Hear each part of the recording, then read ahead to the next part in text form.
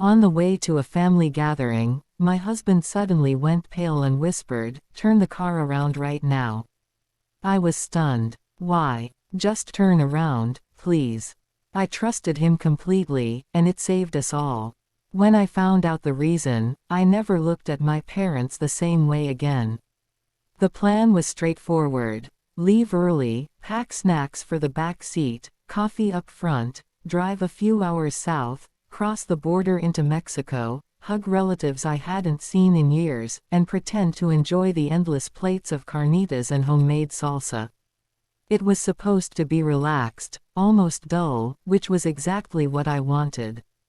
I always drive, mainly because my husband brakes like he's auditioning for a stunt movie, and I get carsick otherwise. The kids, 8, 10, and 12, were half asleep in the back, half watching a movie, half bickering over imaginary lines dividing the seat. Little chaos monsters in matching travel pillows. Everything was fine. Not magical, not awful, just ordinary. Until he said it. Turn around now. At first I thought he was joking. I even smirked. Why? He didn't answer immediately, just stared straight ahead. Then, "Please, just do it." That's when I knew it was serious. My husband doesn't panic. He's the calmest person I know. I've seen him handle a car breakdown in a snowstorm with less tension. I took the next exit, the last one before the border. The road curved away gently, like it was offering us an escape. The moment we left the highway, his shoulders dropped. Not completely, but enough for me to notice. "Okay," I said. "Want to tell me what's going on?" He shook his head. "Just drive. Anywhere but there." The kids started noticing. "Are we going the wrong way?" The oldest asked. "We forgot something," I lied. "What?" "I'll tell you later." The youngest chimed in, "Is it the chips?" I didn't answer. He stayed quiet for a long time, 20 minutes, maybe more. Just trees flashing by and guilt pressing on my chest. Then he said, "Take the next turn." It was a dirt road with no signs, leading nowhere. One of those places you only find when you're lost or hiding. I pulled over. He unbuckled. "Stay here." He went to the trunk. I sat waiting, heart pounding, palms sweaty. After a minute he came back to my window. "Can you come out? You need to see this." He didn't sound angry or terrified, just exhausted and absolutely certain.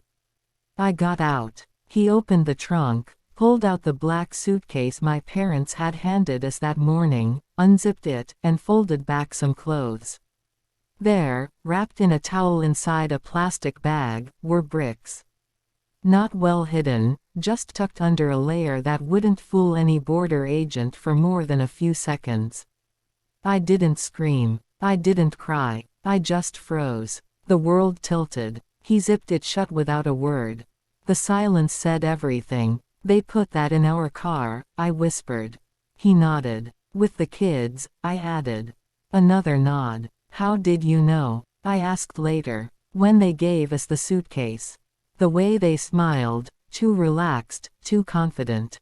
Like the plan was already in motion. I'd always thought of myself as the responsible one in the family.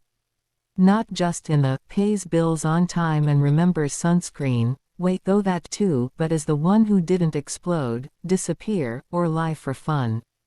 The one who helped when I could and set boundaries when I couldn't. But being the responsible one in my family was like being the only sober person at a demolition derby. They didn't want help. They wanted a shield. And I'd been providing it for years. My parents lived for appearances. If you looked successful, nice car in the driveway, fancy groceries, perfect holiday photos, you were successful. Didn't matter if the credit cards were maxed or the electricity got shut off twice one winter.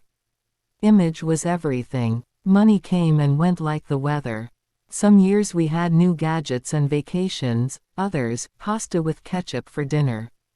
They never saved. My dad used to say, "Why save when you know how to hustle?"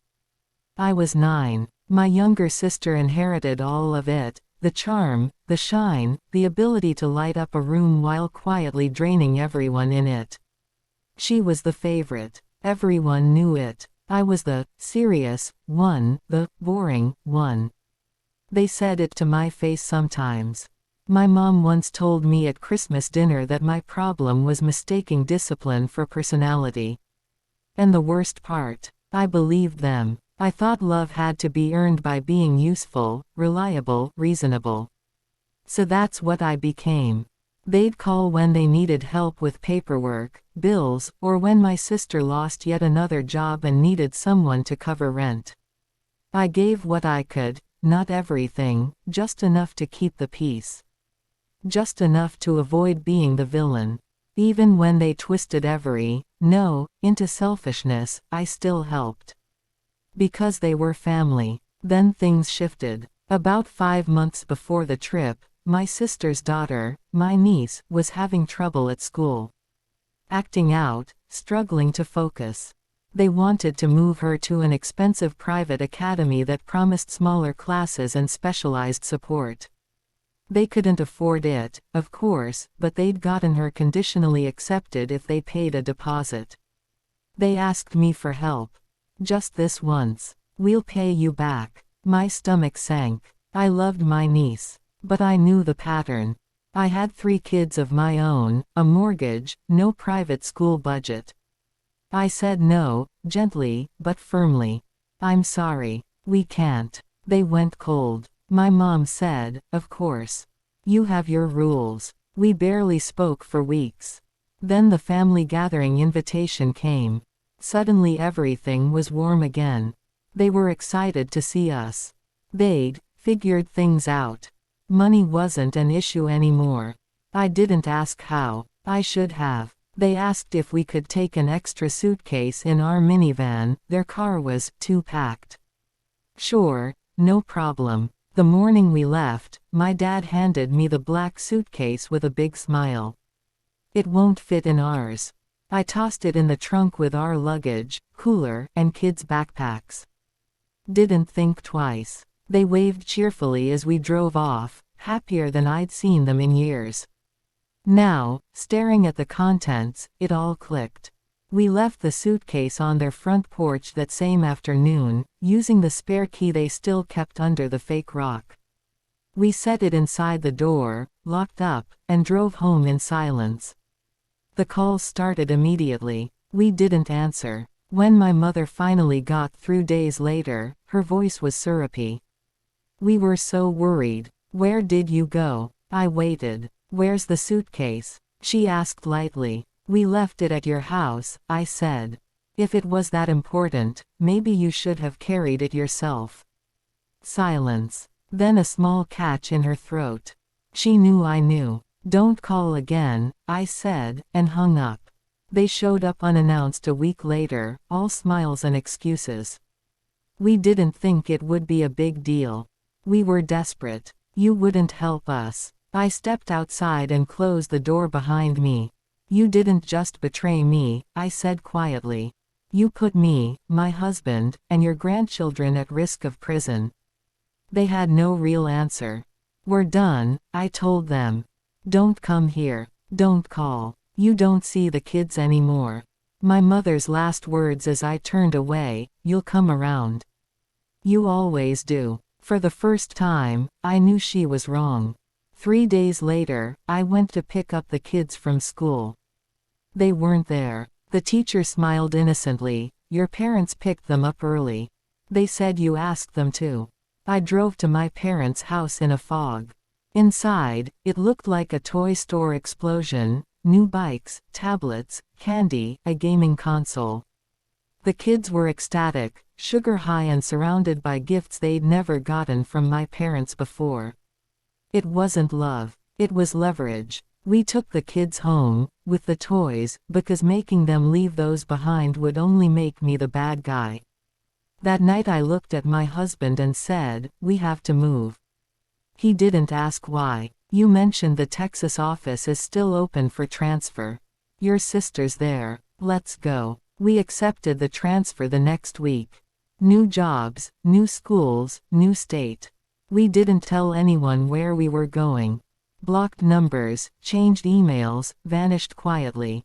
6 months later, in our new home outside Austin, life finally felt steady. The kids adjusted. My in-laws were nearby, kind, stable, drama-free. We were safe. Then an email from my sister, frantic, full of typos. Our parents had tried it again, the same scheme, this time without a family scapegoat. They got caught at the border. Arrested. Facing real charges. I read it once, felt nothing but relief, and deleted it. We didn't disappear. We escaped.